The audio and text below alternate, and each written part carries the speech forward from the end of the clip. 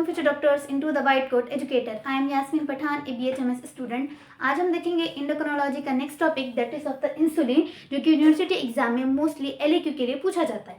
ठीक है, before starting the video please take the Sembulingam and the CC Chatterjee books और the notes in front of you and must watch the video till the last with the full focus and attention because the conceptual clarity is our primary.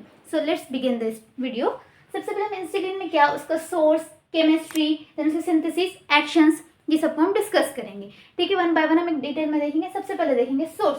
तो हमारा जो insulin है वो secret कहाँ से होता है? तो beta cells of the islets of the Langerhans, यानी बीटा सेल्स जो है हमारे पेनक्रियास के, वो सीक्रेट करते हैं। किसको? हमारे इंसुलिन को सीक्रेट करते हैं beta cells of the pancreas. Second आती है उसकी केमिस्ट्री, कि इंसुलिन की केमिस्ट्री क्या है? तो इट इज अ पॉलीपेप्टाइड है। हार्मोन हमारा कैसा है? पॉलीपेप्टाइड है और इसका मॉलिक्यूलर वेट है 5808। 5808 इसका क्या है? मॉलिक्यूलर वेट है। देन हम इसी केमिस्ट्री में पॉलीपेप्टाइड है। पॉलीपेप्टाइड मीन्स दोनों वेरियस चेन से मिलकर बना है। तो हमारे इंसुलिन में दो चेन्स होते हैं, एक होती है हमारी अल्फा चेन और सेकंड होती है हमारी बीटा चेन्स, जो एक दूसरे को किसके थ्रू लिंक होते हैं? तो वो लिंक होते हैं डाइसल्फाइड ब्रिज के थ्रू।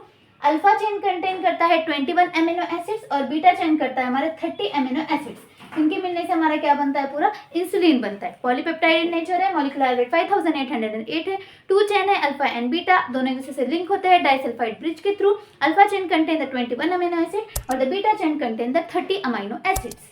ये थी उसकी केमिस्ट्री। नेक्स्ट हम उसके जाते हैं सिंथेसिस पे। तो इसकी synthesis as it is same है फ्रॉम द पैराथॉर्मोन की। अगर आपने वो वीडियो नहीं देखा है तो उसकी लिंक है आई बटन पे, प्लीज सी द वीडियोस।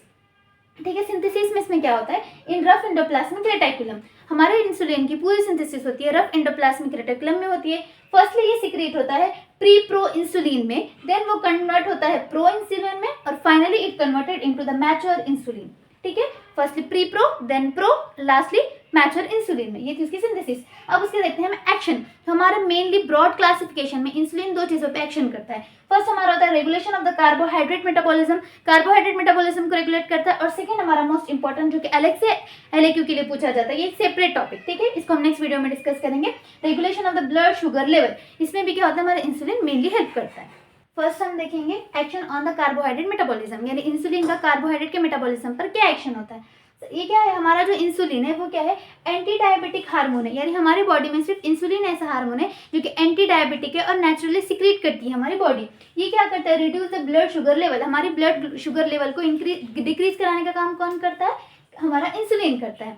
वो किस तरह से करता है? तो उसके वेरियस स्टेप है। सबसे पहले हम देखेंगे by the transport and Uptake of glucose. Insulin क्या करता है? ट्रांसपोर्ट और ग्लूकोज के अपटेक कराने में हेल्प करता है। वो कैसे? तो सबसे पहले जब हम क्या करते हैं? कार्बोहाइड्रेट रिच फूड कंज्यूम करते हैं, यानी हमारे डाइट में जो हम ऐसे फूड की इनटेक करते हैं जो कि कार्बोहाइड्रेट में रिच है, उसमें ज्यादा अमाउंट का कार्बोहाइड्रेट है, वो रिच करने के बाद क्या हो जाता है? हमारा सडनली हमारा ब्लड ग्लूकोज लेवल क्या हो जाता है? इंक्रीज हो जाता है। ये ब्लड ग्लूकोज लेवल जैसे ही इंक्रीज हो जाता है तो फिर कौन एक्टिवेट होते हैं? हमारे बीटा सेल्स सिक्रीट करते हैं। ये बीटा सेल्स एक्टिवेट करते हैं, उनके पास सिग्नल जाता है और बीटा सेल्स सिक्रीट करते हैं हमारे इंसुलिन को।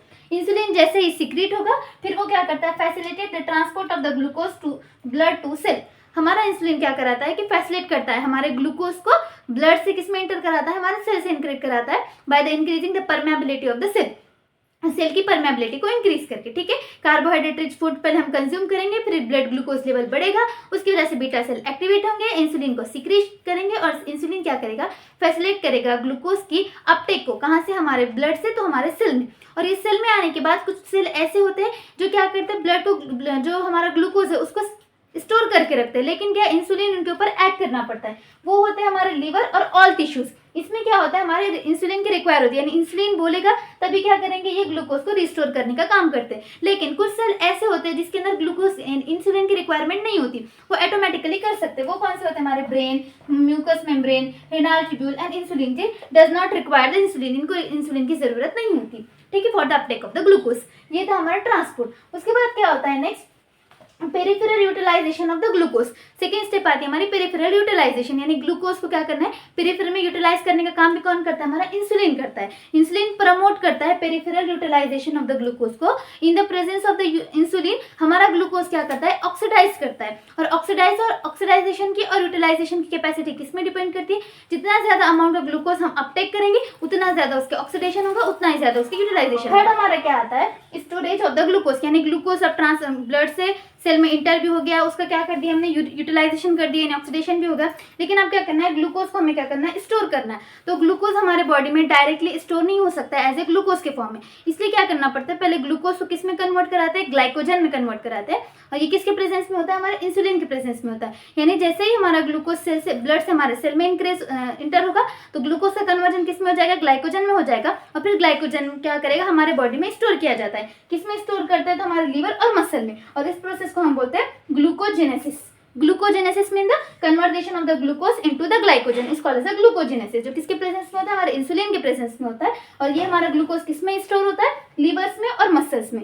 देन बाद में क्या होता है, एक कैपेसिटी ऐसी आती है कि लीवर और मसल दोनों के सेल क्या हो जाते हैं, सैचुरेटेड हो जाते हैं। यानी कि उनकी जितनी कैपेसिटी है ग्लाइकोजन को स्टोर करने की, वो कैपेसिटी पूरी फुल हो जाती है और अमाउंट में वो ग्लाइकोजन को रिस्टोर नहीं कर सकते। तो वो ऐसे सूरत में क्या होता है, हमारा जो ग्लाइकोजन है बाद में किस में कन्वर्ट हो जाता है, हमारे फैटी एसिड्स में कन्वर्ट हो जाता है। इसका हमने और थायराइड ग्लैंड और ग्रोथ हार्मोन में भी देखा था कि ग्लूकोज कैसे कन्वर्ट होता है, बीटा सेल कैसे एक्टिवेट होते हैं। If you not see the video, I button में उसकी लिंक है, प्लीज आप वहाँ पर चेकआउट कर सकते हो। ठीक है, तो स्टोरेज ऑफ द ग्लूकोज में ये याद करेंगे, ग्लूकोज किस में कन्वर्ट होता है, ग्लाइकोजन में, स्टोर होता है मसल्स और लीवर में by the activity of the insulin. Next, inhibition of the glycogenolysis. Glycogenolysis क्या है, तो ये it is the formation of the glucose from the glycogen. इसको कौन करता है, इनहिबिट काम कराने का काम कौन करता है, हमारा इंसुलिन करता है।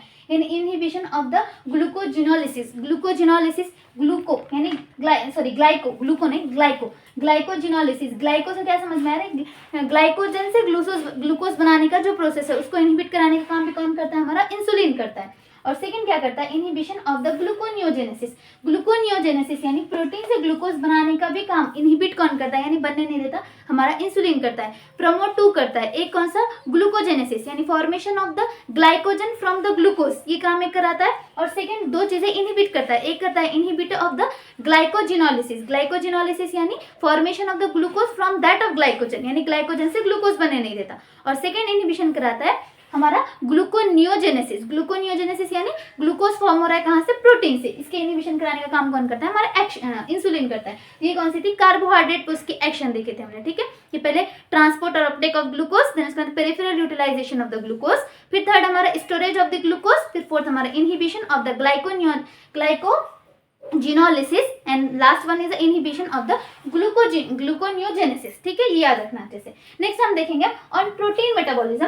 प्रोटीन मेटाबॉलिज्म पे हमारा इंसुलिन का क्या इफेक्ट होता है, तो सबसे पहले ये क्या करता है, transport of the amino acid from the blood into the cell. हमारे जो अमीनो एसिड है उनका ट्रांसपोर्ट को इंक्रीज करता है, कहाँ से, हमारे ब्लड से, तो सेल में। सेकेंड क्या कराता है, इसका मेन एक्शन है कि प्रोटीन की सिंथेसिस करना। प्रोटीन सिंथेसिस करने में हमारा क्या करता है, ग्लूकोज हेल्प करता है। प्रोटीन सिंथेसिस में ये किस तरह से प्रोटीन की सिंथेसिस करता है, by increasing the transcription of the DNA, DNA का ट्रांसक्रिप्शन करके, और second increasing the translation of the RNA, mostly the mRNA. ये सेम हमने पॉइंट कहाँ पे देखे थे, ग्रोथ हार्मोन में भी देखा हुआ है और थायराइड हार्मोन में भी देखा हुआ है। ठीक है, एंडोक्राइनोलॉजी में कुछ ना याद रहे से, लेकिन क्या याद रखना है, उसके इफेक्ट्स, मोस्टली सबके इफेक्ट सेम होते हैं। तो अगर तुम अच्छे से याद रखो, जहाँ पे कुछ भी याद नहीं आए तुम ये भी लिख सकते हो जो कॉमन पॉइंट्स है। ठीक है, मेटाबॉलिज्म के एक्टिविटीज पे, कार्बोहाइड्रेट पे या फिर प्रोटीन पे। सेकेंड पॉइंट है प्रोटीन सिंथेसिस में हेल्प करता है, ये कैसे, increasing the translation of the transcription of the DNA and increasing the translation of the RNA. Third करता है it prevent the catabolism of the protein by decreasing the cellular activity. ये protein के breakdown को भी रोकता है, उसके catabolism को भी रोकता है, उसको खत्म होने से भी बचाता है, किसके जरिए, हमारे सेलुलर एक्टिविटीज को डिक्रीज कराने का काम करके। ठीक है, और fourth and last prevent the conversion of the protein into the glucose. ये क्या कराता है, प्रोटीन को ग्लूकोज में कन्वर्ट करने से भी रोकता है। ये कौन सा प्रोसेस है, हमारा ग्लूकोनियोजेनेसिस। ठीक है, ग्लूकोनियोजेनेसिस भी प्रिवेंट करता है कौन, हमारा insulin. Next action on the fat metabolism. Fat metabolism पे इंसुलिन का क्या एक्शन होता है, तो सबसे पहले ये क्या कराता है, increasing the synthesis and storage of the fat in adipose tissue. Fat metabolism में इंसुलिन का मेन काम यही है कि वो क्या कराता है, सिंथेसिस और क्या कराता है, स्टोरेज कराता है, किसकी, हमारी फैट की, किसमें, एडिपोज टिश्यू में।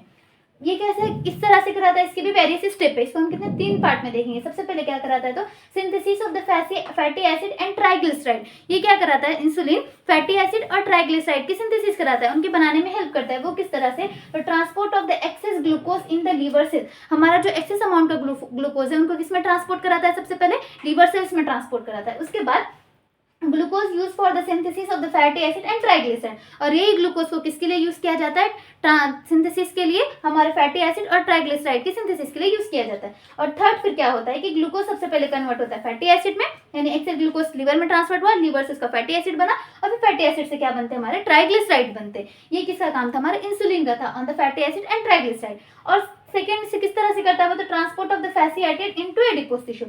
बाद में ये सब बन जाने के बाद वो किस में स्टोर कराता है उसको, हमारे एडिपोज टिश्यू में जाके हमारे फैटी एसिड क्या होते हैं, स्टोर होते हैं। और third one storage of the fat, वही कहाँ पे होता है, हमारे एडिपोज टिश्यू। पहला सिंथेसिस यानी बनना, सेकेंड क्या कराना, उसका ट्रांसपोर्ट कराना एडिपोज में, और थर्ड हमारा क्या होना, स्टोरेज कराना फैट का। ये क्या था हमारे फैट मेटाबॉलिज्म पे।